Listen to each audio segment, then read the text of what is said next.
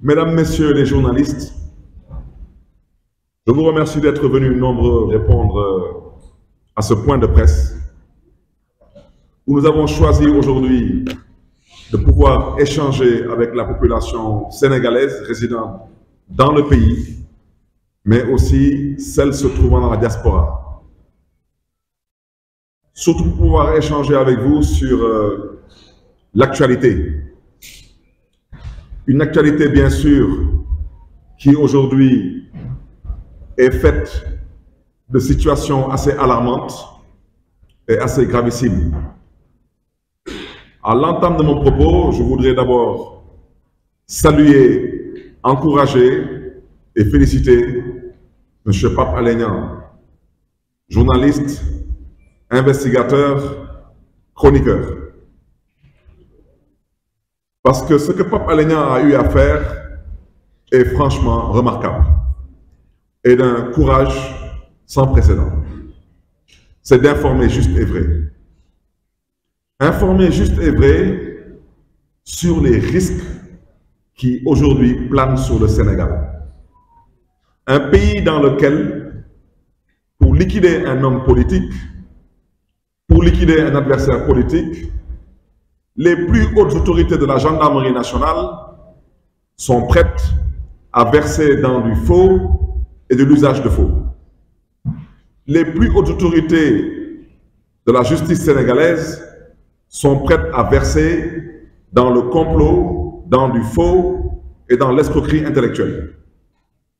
Parce qu'aujourd'hui, quand un procureur de la République se permet de falsifier un PV, quand un procureur de la République se permet de dire à la place de la personne concernée ce que la personne n'a pas dit, c'est que tous les Sénégalais sont en danger.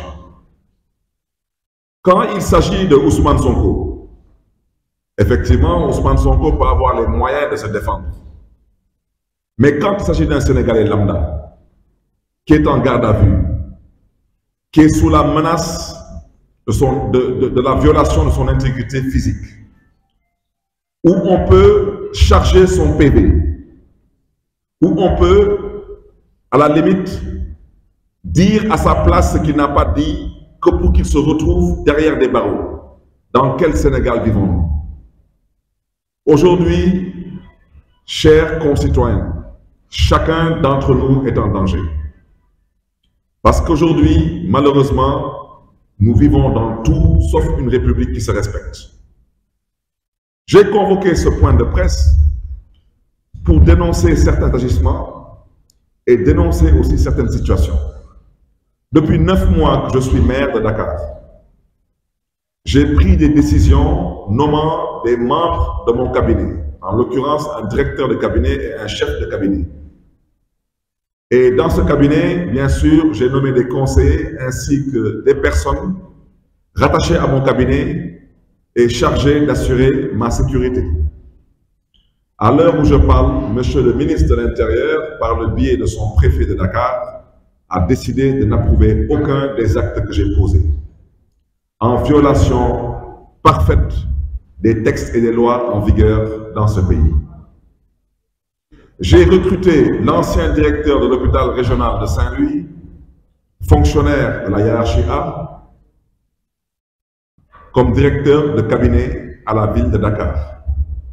Jusqu'à l'heure où je vous parle, ce monsieur n'a perçu aucun salaire et ce monsieur, sa décision de nomination n'a pas été approuvée par le préfet. C'est valable pour mon chef de cabinet, c'est valable pour tous les conseillers, y compris ceux que j'ai trouvés dans le cabinet du maire sortant et qui sont payés depuis des années. Le préfet de Dakar m'a aussi fait savoir qu'en tant que maire de Dakar, je n'ai pas droit à recruter des éléments de sécurité. Je rappelle à l'endroit de tout le monde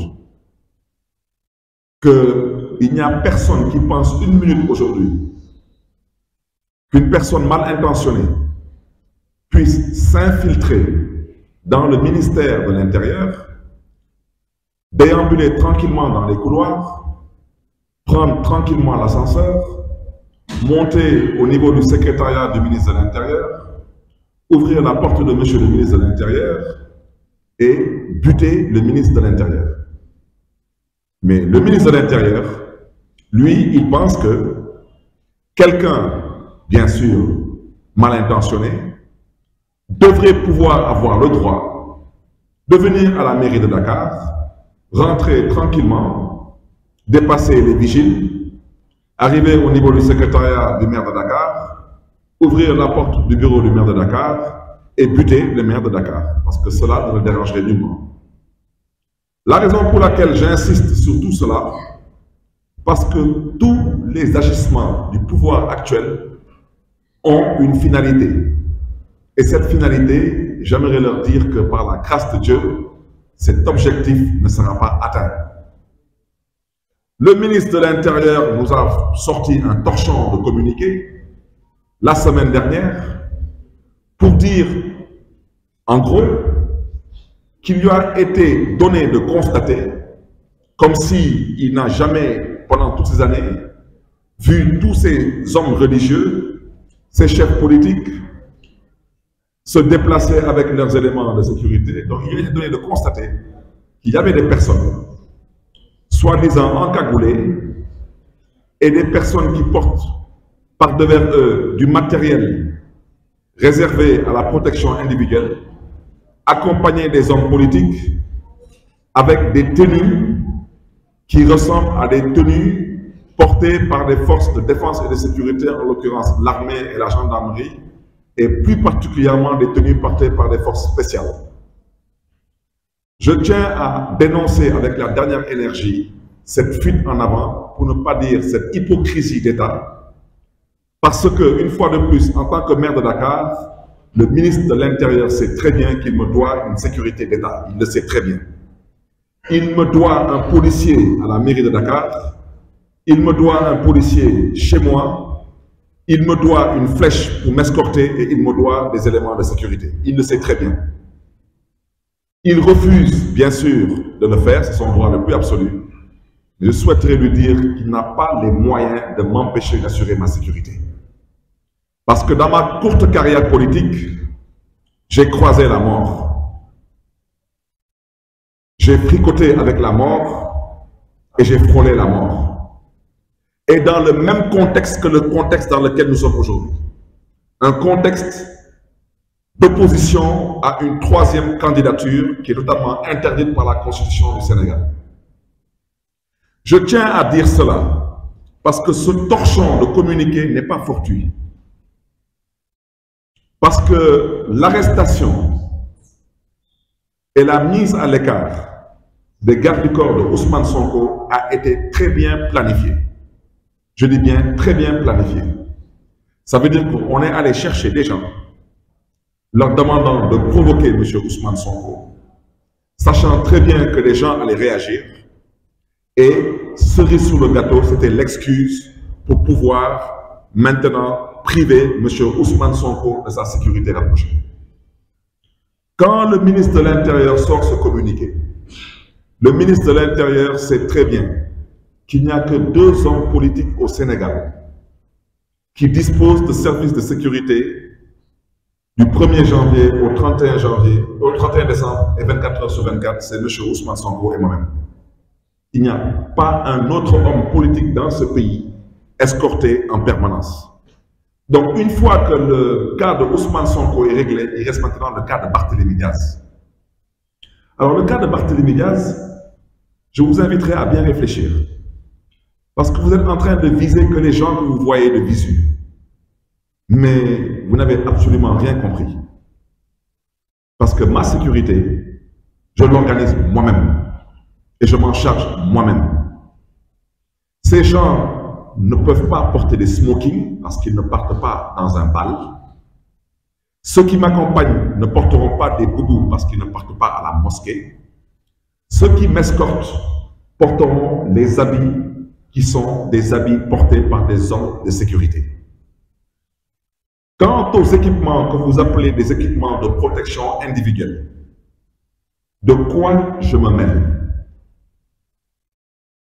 Que les gardes du corps portent des gilets pare-balles, Mais parce que vous êtes une bande d'assassins. C'est de ça qu'il s'agit. Au mois de mars, vous avez buté 14 Sénégalais. Il n'y a eu aucune enquête. Les derniers événements qui ont eu lieu ici dans les rues de Dakar particulièrement, combien de Sénégalais ont perdu la vie? Aucun Sénégalais n'a été tué par un lance-pierre. Ils ont tous été tués par arme à feu. Et il n'y a aucune enquête. Comme vous êtes une bande d'assassins, c'est la raison pour laquelle nous nous protégeons en portant des gilets pare-balles. Mais un gilet pare-balles ne peut pas constituer une menace, ni pour les forces de sécurité, ni pour les citoyens lambda. Mes éléments de sécurité portent des masques à gaz. Mais parce que les masques à gaz sont portés pour pouvoir faire convenablement leur travail. Des masques à gaz ne peuvent pas encore être une fois de plus une menace pour les forces de sécurité. La vérité, c'est qu'on veut aujourd'hui priver tous les hommes politiques de premier plan de leurs éléments de sécurité. Mais à quelle fin? C'est ça le problème, c'est à quelle fin? Pourquoi Ousmane Sonko ne doit pas avoir des gardes du corps? Pourquoi moi, Barthélémy Diaz, je ne dois pas avoir des gardes du corps? Et je rappelle au passage que Ousmane Sonko est maire d'une localité dans laquelle tout le monde sait qu'il y a encore des troubles que tout le monde connaît depuis les indépendances. Donc aujourd'hui, si quelqu'un devait bel et bien être... Alors aujourd'hui, même quand nous nous organisons pour avoir une propre sécurité, on veut nous priver de cette sécurité. Et la raison pour laquelle j'ai tenu à faire ce point de presse, c'est parce que dans le cas de Ousmane Sonko, certains disent qu'il a été convoqué pour l'affaire, le lien à une dame dans le cadre d'une affaire privée. Mais moi, j'ai dit dès le début que l'histoire des forces spéciales, ce n'est pas une histoire tombée du ciel. Je rappelle que ce pays est dirigé par des comploteurs et que quand on est comploteur, on passe tout son temps à comploter. Et un complot, on l'organise. La preuve, Pape Alé Niang actuellement est kidnappé pour avoir dénoncé un complot et avoir démontré un complot. Alors, quand les plus hautes autorités de ce pays deviennent des comploteurs en chef, alors franchement, tous les Sénégalais sont en danger. Et je vous rappelle le cas de feu François Mancabou. Et ne soyez pas surpris, le dossier des forces spéciales n'est pas encore fini et le dossier n'est pas encore clos. Parce que quand on va chercher dans le fameux dossier de cette jeune fille et qu'on ne trouvera rien du tout, parce que tout le monde est d'accord que c'est un vulgaire complot, on cherchera ailleurs. Alors, comme par enchantement, hier, on convoque la directrice de la piscine olympique, qui est une piscine qui est sous la responsabilité, qui se pratiquerait à la piscine olympique. Et comme par enchantement, on convoque des forces spéciales. Je voudrais dire qu'à la mairie de Dakar, il n'y a pas de force spéciale. À la mairie de Dakar, nous ne connaissons pas de force spéciale. Et à la mairie de Dakar, nous n'avons aucun contact ni de près ni de loin avec des forces spéciales. Quant à moi, Barthélémy Diaz, je le répète parce qu'il semble que tous ces agissements sont liés à une volonté de faire un troisième mandat. Je ne suis pas candidat à l'élection présidentielle de 2024, mais je m'opposerai de toutes mes forces au troisième mandat. Et comme j'ai eu à le faire avec le dernier régime, je le ferai aussi avec ce régime. Je tiens aussi à dire, à l'endroit de Monsieur le ministre de l'Intérieur, que c'est la dernière fois que j'accepterai qu'en tant que maire de Dakar, que lors de journées qui sont considérées comme des journées assez sensibles, qu'à moins de 100 mètres de mon domicile, on amène des nervis par centaines qui y passent toute la journée jusqu'en début de soirée. Ça, le ministre de l'Intérieur ne le voit pas. Le ministre de l'Intérieur ne voit pas ces nervis et ne voit surtout pas le port vestimentaire de ces nervis. Je rappelle que la semaine dernière, en quittant mon domicile pour rejoindre le domicile de M. Ousmane Sonko, parce que j'avais pris l'engagement de l'accompagner jusqu'au tribunal, à hauteur du Gouigui, le Grand Baobab. Nous avons tous constaté avec étonnement la présence de centaines de nervis qui déambulaient à moins de 100 mètres de mon domicile, malheureusement sans aucune gêne. Et ça, le ministre de l'Intérieur n'a pas vu. J'aimerais dire à ce petit ministre de l'Intérieur que dans cette maison, il réside mes parents, il réside ma famille. Je vous jure sur ce que j'ai de plus cher, c'est la dernière fois que des nervis rentreront en Baba. La dernière fois. Et je n'ai pas l'habitude de trop parler. Je vous donne rendez-vous pour les prochaines fois. Et je prends à témoin les populations de Baobab et j'invite les jeunes de Baobab à se mobiliser. Vous ne mettrez plus vos pieds dans Baobab parce qu'on ne vit plus en République. Au nom de quoi des hommes politiques qui ont droit à la sécurité d'État sont privés de la sécurité d'État. Aujourd'hui, on cherche maintenant à leur priver de leur propre sécurité. Et maintenant, on vient nous dire que nous devons nous taire, croiser les bras et laisser des nervis squatter les alentours de nos domiciles. Au nom de quoi? Aujourd'hui, je l'ai déjà dit, depuis 9 mois que je suis là, nous sommes persécutés. Les droits les plus élémentaires qui sont les nôtres nous sont refusés. Et maintenant, on vient nous dire que nous fricotons avec des forces spéciales. On vient nous dire que ceux qui nous accompagnent et qui ont notre sécurité ne doivent plus s'habiller comme ci, ne doivent plus se raser comme ça. Et que maintenant, c'est à eux de décider comment nous devons organiser notre quotidien. Ça ne se passera pas comme ça. Ou bien on vit en République. L'État accepte d'assumer ses responsabilités pleinement, ou bien nous assumerons les nôtres pleinement. Parce qu'une fois de plus, nous sommes des pères de famille, nous sommes des responsables, nous sommes des autorités, et nous ne sommes pas entrés en politique pour y laisser nos vies. Nous sommes entrés en politique pour y apporter notre modeste contribution. Je tiens aussi, aujourd'hui, à dire avec force que tous ces agissements, tous ces comportements, toutes ces gesticulations, ces génuflexions n'ont pour seul et unique objectif que de baliser la voie à M. Macky Sall pour un 3e mandat. Mais qu'il soit dit, entendu et définitivement retenu de tous que le 3e mandat ne passera pas au Sénégal. Et le moment venu, nous nous mobiliserons. Pour l'instant, nous vous laissons le soin de continuer à vous amuser dans votre cours de récréation. Nous vous donnons rendez-vous dans quelques mois parce que je terminerai par là et je lance un appel à la jeunesse sénégalaise. La mère des batailles. La mère des batailles, je le répète, la mère des batailles. Ce sera la bataille contre le 3e mandat. Et par la grâce de Dieu, nous vaincrons. Inch'Allah, je vous remercie de votre attention.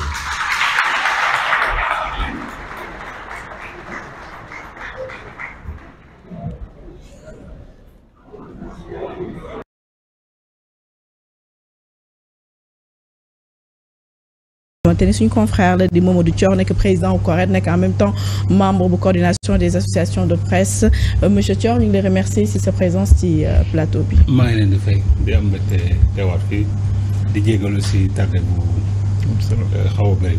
amul solo alors Mame Birame. waaw soxna Khady Sylla plaisir de te retrouver. c'est partagé maa ngi lay nuyu di nuyu Pape Matar Diallo Issa Tine ak monsieur Thior di nuyu sénégalais yi toog di seetaan.